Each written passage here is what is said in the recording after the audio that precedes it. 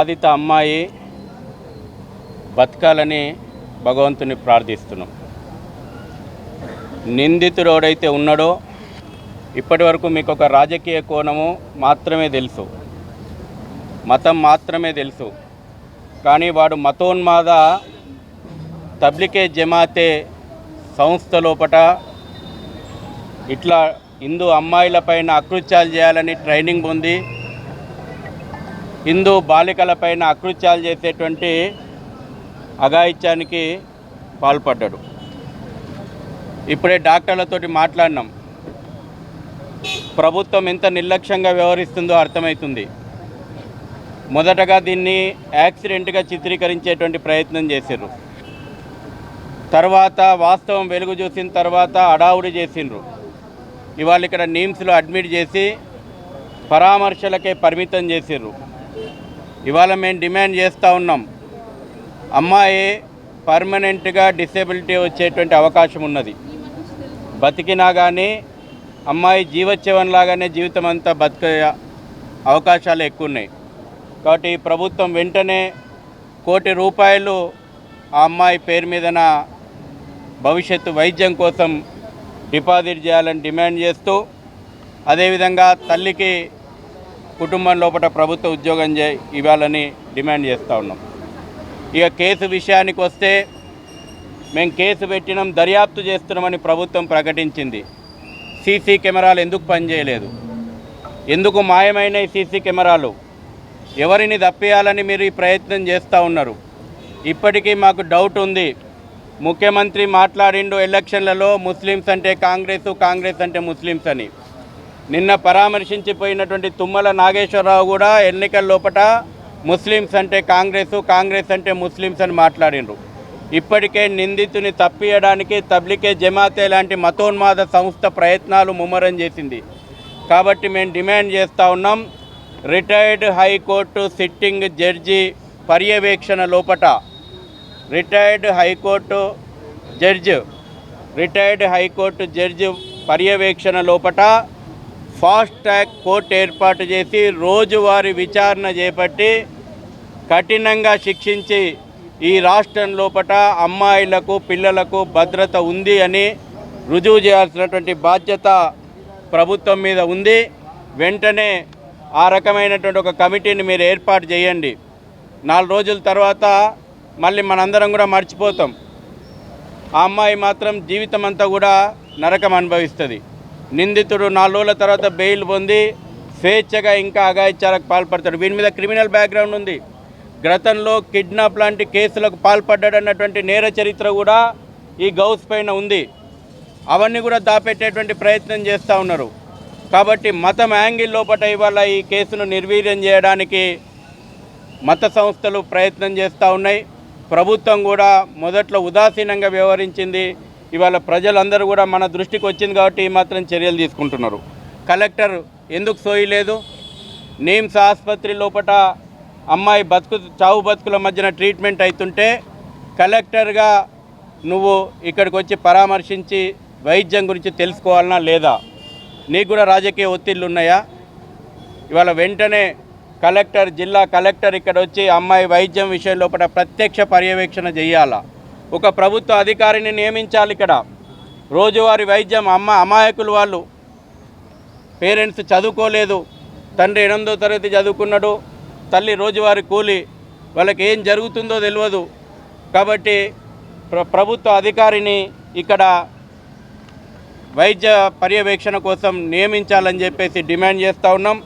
అదేవిధంగా ఖమ్మం, మనం గత కొంతకాలంగా చూస్తే వెలుగు ఏజెన్సీ ప్రాంతం కాబట్టి వెలుగు చూడని అనేక అకృత్యాలు ఖమ్మం ప్రాంతం లోపల జరుగుతూ ఉన్నాయి. ఖమ్మం, భద్రాద్రి, ఇల్లందు, పాలేరు లాంటి ప్రాంతం లోపల గిరిజన అమ్మాయిలపైన అత్యాచారాలు నిత్యకృత్యం అయిపోయినాయి. అక్కడ గిరిజనులు వాళ్ళు బయటకు వచ్చి చెప్పుకోలేకపోతున్నారు. స్థానికంగా ఉన్నటువంటి నాయకులు లోకల్గా సెటిల్మెంట్లు చేస్తున్నారు విషయంలో కూడా. కాబట్టి తబ్లికే జమాత్ ఏదైతే అకృత్యాలు పాల్పడుతుందో ఆ అకృత్యాలపైన విచారణ జరపాలా. వందలాది మదర్సాలు ఉట్టుకొచ్చినాయి. ఇవాళ ఈ ఖమ్మం గిరిజన ప్రాంతాల లోపట ప్రెసిడెన్షియల్ రాజ్యాంగపరమైనటువంటి రక్షణకు కూడా కాలరాసి ఇవాళ వందల సంఖ్య లోపట అక్రమ మదర్సాలు పుట్టుకొచ్చినాయి. లకారం ఖమ్మం నగరం లకారం మధ్యనే చెరువును ఆక్రమించి మదర్సా అక్రమ మదర్సా వచ్చింది. ఈ మదర్సాల కేంద్రంగా ఇటువంటి అకృత్యాలు పురిగొల్పేటువంటి యాక్టివిటీ జరుగుతుందని కూడా స్థానికంగా అనేక ఆరోపణలు వస్తున్నాయి. కాబట్టి ఈ సంఘటనను కేవలం ఒక సంఘటనగా చూడకండి. ఈ సంఘటన వెనకాల ఒక ఉద్దేశపూర్వకమైనటువంటి దాడులు ఉన్నాయి. ఇవాళ వాడు బాలిక పైన అత్యాచారం చేసి చంపేటువంటి ఆ అమ్మాయికి చనిపోయి ఉంటే ఇవాళ చర్చనే జరగకపోతుండే, అక్కడే సమాధి అయిపోతుండే ఈ అత్యాచారం యొక్క సంఘటన. కాబట్టి ఖమ్మం గిరిజన ప్రాంతాల లోపల ఖమ్మం భద్రాద్రి ఇల్లందు పాలేరు లాంటి ప్రాంతాల లోపల ఇటువంటి అత్యాచారాలు అకృత్యాలు నిత్యకృత్యం అయిపోయినాయి.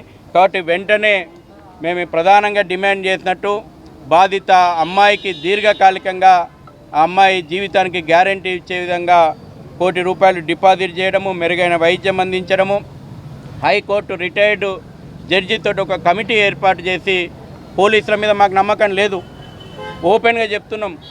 పోలీసులు మొదట్లో ఇవాళ సీసీ కెమెరాలు ఎందుకు పనిచేయలేదనేది మా మొదటి అనుమానం. దీనికి ఖమ్మం ఎస్పీ సమాధానం చెప్పాలా, మీడియా కూడా అడగాల సీసీ కెమెరాలు ఎందుకు పనిచేయలేదు.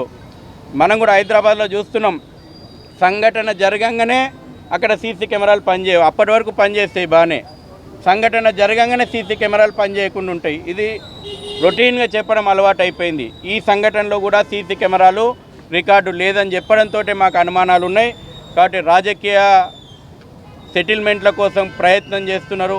తబ్లికే జమాతే లాంటి ఒక ముస్లిం మతోన్మాద సంస్థ ఈ యొక్క కేసును నీరుగార్చే ప్రయత్నం చేస్తున్నది అనేటువంటి అనుమానాలు ఉన్నాయి. కాబట్టి వెంటనే సిట్టింగ్ రిటైర్డ్ హైకోర్టు జడ్జితోటి కమిటీ ఏర్పాటు చేసి ఫాస్ట్ ట్రాక్ కోర్టు లోపల రోజువారీ విచారణ చేసి నిందితుడిని కఠినంగా అప్పజెప్పాలి. ప్రజలు ఇప్పటికే డిమాండ్ చేస్తున్నారు, ఈ ప్రభుత్వాలు చేతగాకపోతే మాకు అప్పజెప్పండి, వానికి షరియా లా ప్రకారం ఎట్లా శిక్షిస్తామని చెప్తా ఉన్నారు. షరియా చట్టం అంటున్నారు కదా, మరి వాళ్ళ ముస్లిం మత పెద్దలు కూడా బయటకు వచ్చి మాట్లాడాలా. ఇటువంటి మతోన్మాదులు హిందూ బాలికలపైన అత్యాచారాలు చేస్తుంటే ఎందుకు మాట్లాడతలేరు? ప్రజలు అడుగుతున్నారు, ఖమ్మంలో ఉన్నటువంటి ప్రజలు, మాకు అప్పచెప్పండి, షరియత్లో అమలు చేసి చూపెడతామని చెప్పేసి. ప్రజల యొక్క ఆగ్రహం కట్టలు తెంచుకోకముందే ప్రభుత్వాలు రాష్ట్ర వ్యాప్తంగా ఉన్నటువంటి మహిళలకు చిన్నారులకు భద్రత కోసం కఠినంగా వ్యవహరించడం అనేటువంటి విషయాన్ని చర్యలు ప్రారంభం చేయాలని డిమాండ్ చేస్తున్నాం. ఇది ఏం కొత్త కాదు, అనేక సంవత్సరాలుగా మనం చూస్తున్నాము. ఏ జిహాదీ మూకలు, ఇస్లామిక్ జిహాదీ మూకలు ఉన్నాయో వాళ్ళ యొక్క తర్ఫీదే అట్లాంటిది. వాళ్ళు ప్రపంచం లోపల అడుగుపెట్టినప్పటి నుండి కూడా చేస్తున్న కృత్యాలు ఇవే. 712లో మన భారతదేశానికి వచ్చినప్పుడు చేసింది ఇదే, 1947లో చేసిన దుర్మార్గం ఇదే. ఈ దుర్మార్గులు నిన్న నేను మినిస్టర్ గారి స్టేట్మెంట్ విన్నాను. అమ్మాయి పాపం ముక్కు పచ్చలారని అమ్మాయి, ఆమె ఈ విధంగా అత్యాచారం జరిగింది కాబట్టి ప్రభుత్వము తన యొక్క ఆ అమ్మాయి యొక్క బాగోలు చూసుకుంటుందని నీమ్స్కు మేము తరలించినామని చెప్పింది. బట్ ఎక్కడ కూడా ప్రభుత్వం కానీ ప్రభుత్వ మినిస్టర్లు కానీ అక్కడ ఉన్న కలెక్టర్ కానీ ఈ విషయం చెప్పలేదు. ఏ దుర్మార్గుడు అయితే అమ్మాయిని అఘాయిత్యం చేసిండో వాడి మీద ఏం కేసు తీసుకుంటాము, ఎన్ని రోజులు వాడిని లోపల పెడతాం ఒకటి. రెండవది, ఇది దేశం మొత్తం జరుగుతున్నది, మన తెలంగాణలో జరుగుతున్నది, హైదరాబాద్ జరుగుతున్నది, మొత్తం జరుగుతున్నది. ఈ దుర్మార్గంగా ఎవరైతే వ్యవహరిస్తున్నారో వాళ్ళు ఎవరు వ్యవహరిస్తున్నారు? జిహాదీ మూకలే కదా, ఇస్లామిక్ జిహాదీ మూకలే కదా. వాళ్ళు ఈ విధంగా చేయడానికి, ప్రవర్తించడానికి కారణం ఏంటి? వాళ్లకు మీరు మదర్సాలు ఓపెన్ చేస్తారు, వాళ్ళు డబ్బులు ఇస్తారు, మౌలవీలకు ఇస్తున్నారు. ఇట్లాంటప్పుడు వాళ్ళు జవాబుదారీతనం తీసుకుంటున్నారా? ప్రభుత్వం ఎక్కడన్నా అక్కడ ఎంక్వైరీ చేసిందా? ఏ మస్జిద్లో కానీ ఏ మదర్సాలో కానీ ఏం చదువుతున్నది, ఏం చెప్తున్నారు వాళ్ళని? తర్వాత ఇంకోటి, ఏ సవాబ్కా విషయం అంటారు. అంటే సవాబ్ అంటే వాడు అకృత్యాలు చేయడము, అత్యాచారాలు చేయడము వాడికి పుణ్యం అన్నమాట. అట్లాంటి వర్గంతో మనం ఉండాలంటే ఏ విధంగా జరుగుతుంది? కాబట్టి ఈరోజు హిందూ సమాజం అర్థం చేసుకోవాలి. హిందూ సమాజం ఈరోజు ఇన్ని వందల సంవత్సరాలుగా మన మీద ఎవరైతే దాడులు చేస్తున్నారో, ఎవరైతే అకృత్యాలు చేస్తున్నారో, విధ్వంసం సృష్టిస్తున్నారో, మన గుళ్ళు గోపురాలను ధ్వంసం చేస్తున్నారో, మన అక్క చెల్లెలను టార్గెట్ చేస్తున్నారో, ఆ దుర్మార్గులతో మనం దూరం ఉండాలి. వీళ్ళంతా గంగా జమున తైజమంటారు కదా. ఏ మౌల్యమన్నా బయటకు వచ్చిండా? ఏ ముస్లింలన్నా బయటకు వచ్చిండా? ఎవడన్నా ఫత్వా ఇష్యూ చేసినా ఈ దుర్మార్గంగా ఎవడైతే వివరిస్తున్నారో వాడిని మేము మీరు తెలుస్తామన్నారా? వీళ్ళు ఎప్పుడు కూడా రారే. అదే మనం వినాయక చవితి వస్తే బయటకు వచ్చి రాళ్ళు కొడతారు, హోలీ వస్తే బయటకు వచ్చి రాళ్ళు కొడతారు, దీపావళి వస్తే బయటకు వచ్చి రాళ్ళు కొడతారు. ఆ సమాజంతోనా మనం గంగా జయంతి అనుకోవాలి? కాబట్టి ఈరోజు హిందూ సమాజం ఆలోచించాలి.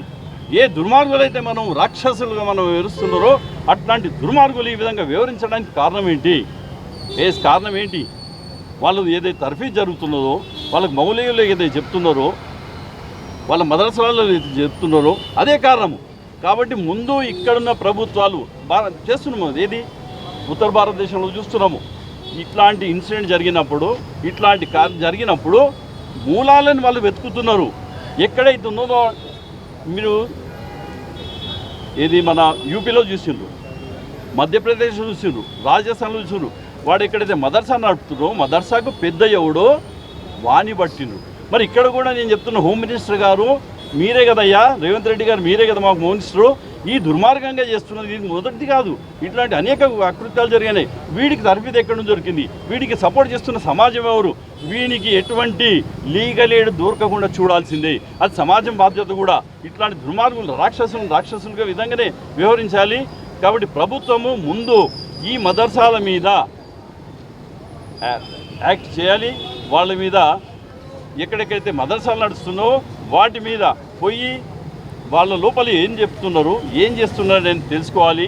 తర్వాత హిందూ సమాజం కూడా అర్థం చేసుకోవాలంటే ఈ దుర్మార్గంగా మనతో వ్యవహరిస్తున్నట్టు సమాజంతో మనం ఎంత దూరం ఉంటే అంత మంచిది. కాబట్టి మేము ఈరోజు ప్రభుత్వానికి కూడా చెప్తున్నాం ఏంటంటే మీరు చేయాల్సిన పని మీరు చేస్తలేరు.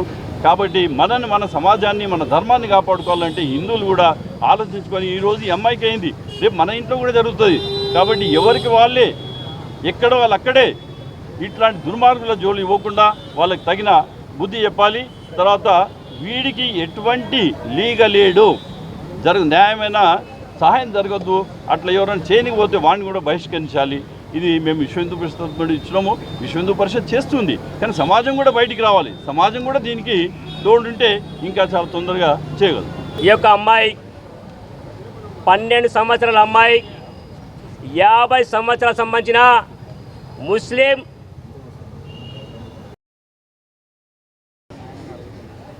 అక్కడ ఎలాంటి కూడా మరకలు కనబడక అన్ని క్లీన్ చేయడం జరిగింది. కేసును తప్పుదో పట్టించడానికి అమ్మ నాకు 10,000 రూపాయలు ఇచ్చి మీరు హైదరాబాద్ తీసుకుపోండి, మీ బిడ్డ ఇక్కడ ఎలాంటి ట్రీట్మెంట్ దొరకని చెప్పేసి చెప్పడం జరిగింది. ఒకటి వైపు పిఎస్లో కాంప్లైంట్ చేశాడు. వాళ్ళ మేనమామ ఏంది ఇంత దారుణం జరుగుతుంది, బ్లడ్ ఎందుకు బ్లీడింగ్ అవుతుందని చెప్పేసి అమ్మాయికి మరి ప్రశ్నిస్తే అమ్మాయి చెప్పింది, మామ ఇట్లా ఒక కషాయ వన్నకి ఇలా చేసినని చెప్పింది. అంటే వాడికి ఒక మన్మరాలు లాంటి పరిస్థితి వల్ల ఎంత మూర్ఖత్వం చూడండి. వల్ల ఇక్కడ మినిస్టర్ గారు వచ్చారు, మేము బాగోలు చూసుకుంటామని చెప్పి వెళ్ళిపోయారు. అంతే వెళ్ళిపోయారు. వారు హరీష్ రావు గారు వచ్చారు, మీకు బాగోలు చూసుకుంటే వెళ్ళిపోయారు. కానీ ఎవడైతే ఇవాళ ఒక అమ్మాయి పైన ఇలాంటి దారుణంగా చేసిండో వాని పని ఎలాంటి యాక్షన్ కావాలని ఎవరు మాట్లాడలేకపోయారు. అందరికీ ఓట్లే కావాలి. ఇవాళ హిందువుల ప్రాణం అంటే ప్రాణం కాదు, ఎవరికి అవసరం లేదు. ఇవాళ వాళ్ళు ఓట్ల గురించి బతుకుతున్నారు ఇవాళ. కాబట్టి మేము ఒకటే డిమాండ్ ఇస్తాం ఈ యొక్క ప్రభుత్వానికి. అమ్మాయి యొక్క పరిస్థితి దారుణంగా ఉంది కాబట్టి వారికి ₹1,00,000 కోటి రూపాయలు ఎక్స్గ్రేషియా ప్రకటించాలి ఈ యొక్క తెలంగాణ ప్రభుత్వం డిమాండ్ చేస్తున్నాం. వాళ్ళ యొక్క ఖర్చుల గురించి ₹10 లక్షల ఇవ్వాలని డిమాండ్ చేస్తున్నాం. అంతేకాదు వాళ్ళ అమ్మానాల లోపల ఎవరైతే మంచి ఎడ్యుకేటరో వాళ్ళకి గవర్నమెంట్ ఒక ఉద్యోగం ఇవ్వాలి. తెలంగాణలో ఇవి కామన్గా ఇప్పటికీ చాలా జరిగినాయి. కొన్ని ఇష్యూలు మాత్రం బయటకు వచ్చినాయి, ఇంకా మిగతా బయటకు రాలేవు. ఎందుకంటే ఒక మామ వల్ల ఒక కోడలు యొక్క పరిస్థితి వాళ్ళ బయటకు వచ్చింది. అట్లా అందరు ధైర్యం చేయలేకపోతున్నారు, లోపల వెళ్ళిపోతున్నాయి.